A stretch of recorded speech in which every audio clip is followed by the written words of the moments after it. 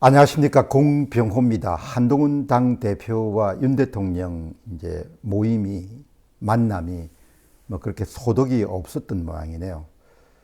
제가 평소에 페이스북이나 이런 걸 통해서 글을 자주 찾는 분들 둘러보니까 의견이 참 분분한데, 특히 의과대학 정원 조정 문제에 대해서 굉장히 심하게 대인 그런 분들은 거두절미하고 탄핵을 시켜야 된다, 이런 주장을 펼치신 분도 계시고, 그 다음에 한동훈 대표 지금 생각이 직무정지라고 이렇게 우회적으로 이야기했지만, 결국 윤 대통령을 탄핵시키는 그런 대열에 동참할 가능성이 현재로서는 굉장히 높습니다.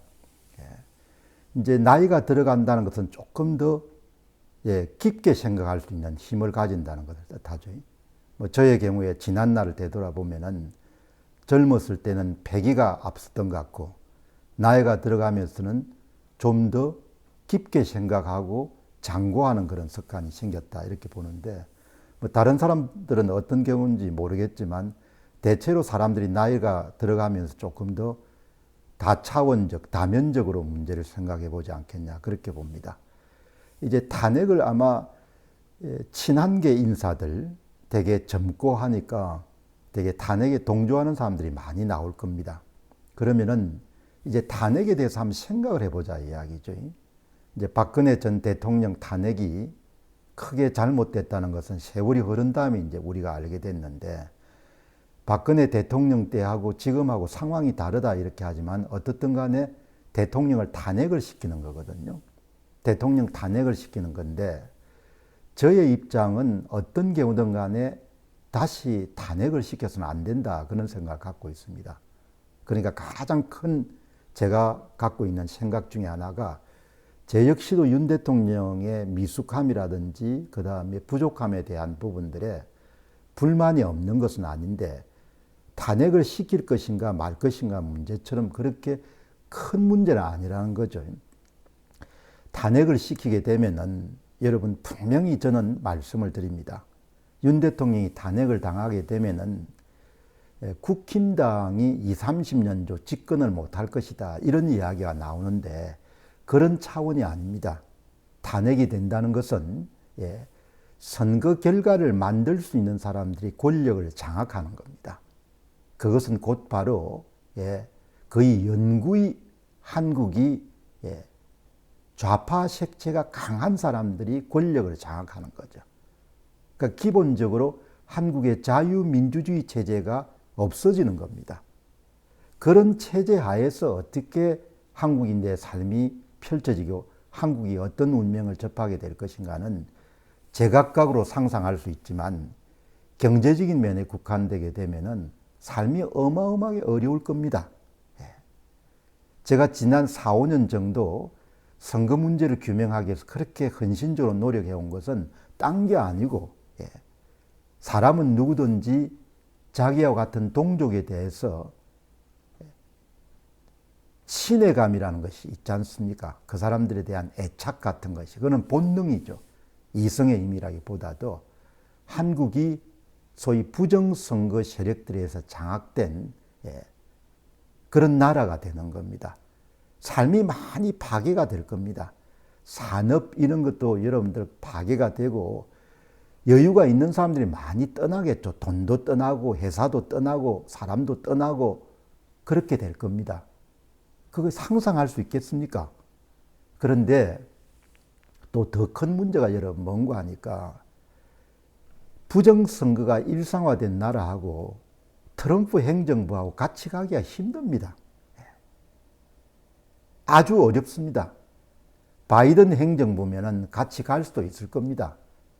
그러나 트럼프 행정부는 한국에서 일어난 부정선거를 소상히 알고 있습니다. 그리고 탄핵에 성공한 사람들이 권력을 쥐게 되면은 그 다음에 미국하고 사사건건 다툴 겁니다. 궁극적으로 민주당이 지향하는 것은 친북, 친중 정권입니다.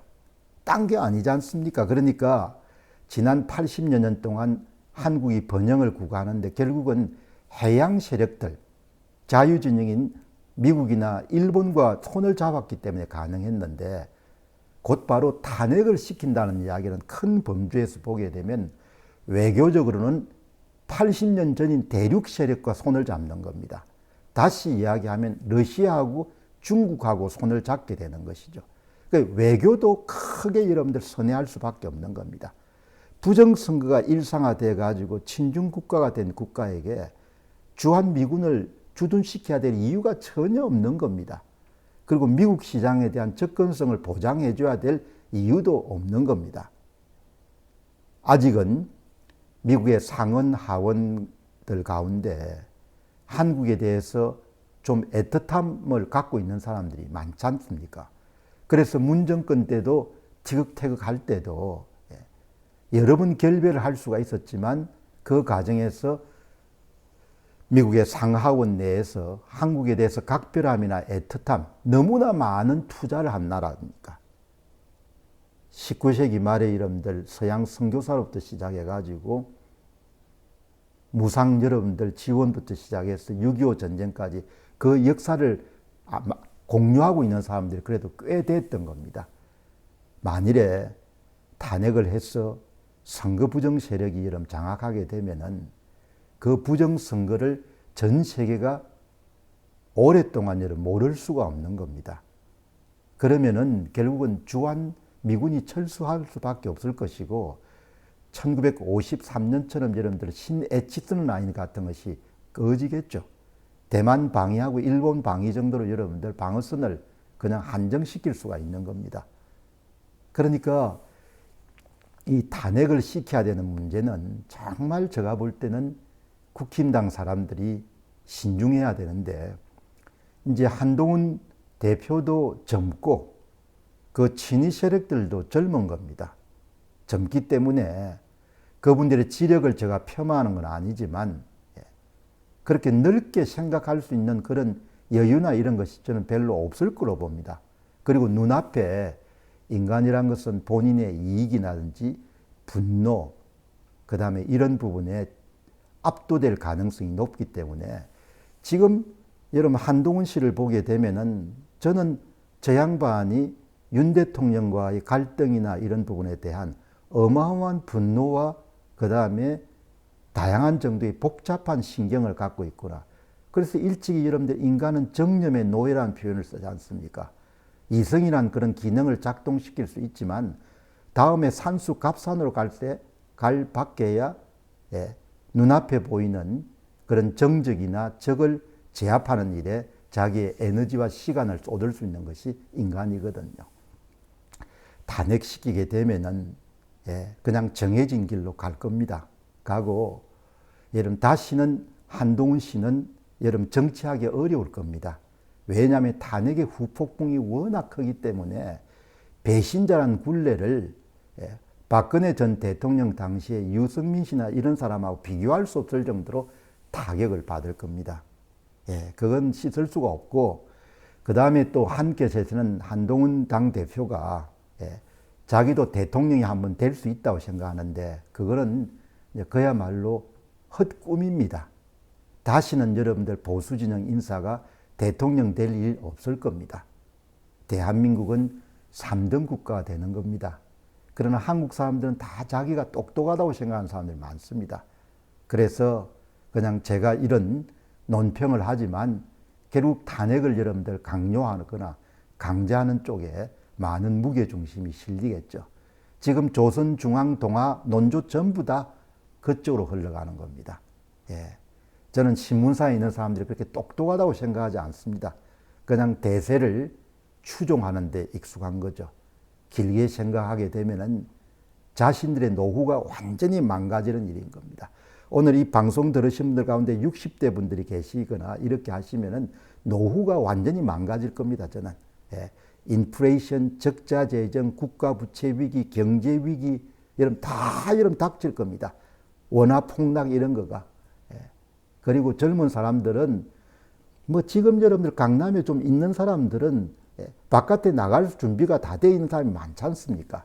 그 사람들은 별로 관계가 없는 겁니다. 그 사람들은 뭐 나라가 골로 가든 산으로 가든 뭐 하성으로 가든 그러나 보통 시민들은 한국을 떠나기가 어렵지 않습니까? 이게 탄핵이 큰 분기점이 될 겁니다.